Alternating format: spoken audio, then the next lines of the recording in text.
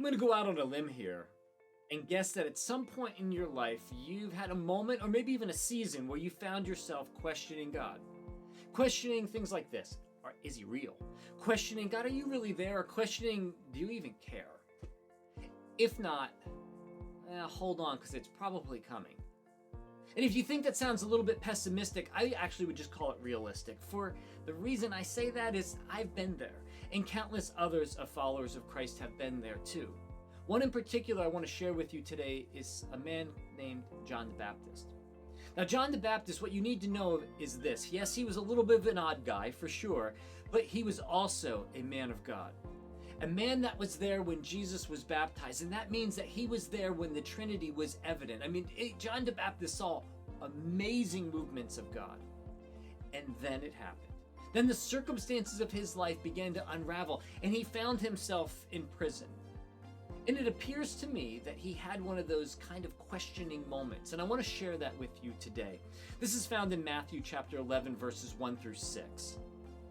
The Bible says this: After Jesus had finished instructing his 12 disciples, he went on from there to teach and preach in the towns of Galilee.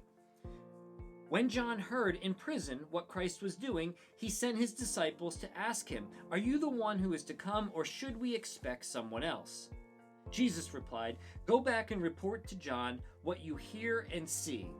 The blind receive sight, the lame walk, those who have leprosy are cured, the deaf hear, the dead are raised, and the good news is preached to the poor.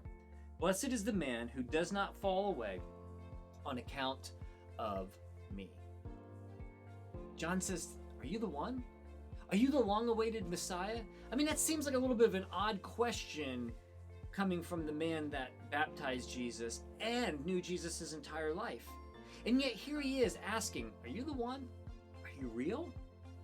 Are you there? Do you even care? I mean, I'm in prison here.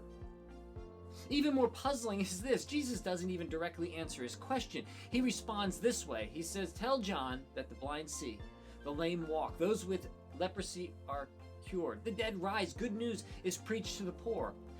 All of those are indicators that Jesus is the Messiah, and I'm sure John the Baptist picked up on that. But what I really want you to catch here is this. Jesus does not directly answer his question, but what he does do is he reframes John the Baptist's worldview like this. He says, yes, John, absolutely, your circumstances are bad, but look past your circumstances and see what God is doing. And in the moments of questioning, oftentimes it has to do with less than favorable circumstances. And Jesus says the same thing he says to John, he said it to you, and he says it to us. Yes, your circumstances are bad, but look past that and see what God is doing. For God is always working, and he's always moving. And that's reframing the way we see life. Jesus said in John chapter 5, verse 17, he says, "My Father is always at work to this very day, and I too am working." So today, if you're having those faith questions, I want you to look past your circumstances and choose to see what God is doing, no matter how small it may be. No matter how simple you may think that blessing is, understand that God is still working in big ways behind the scenes. You just may have not seen it in your circumstances yet.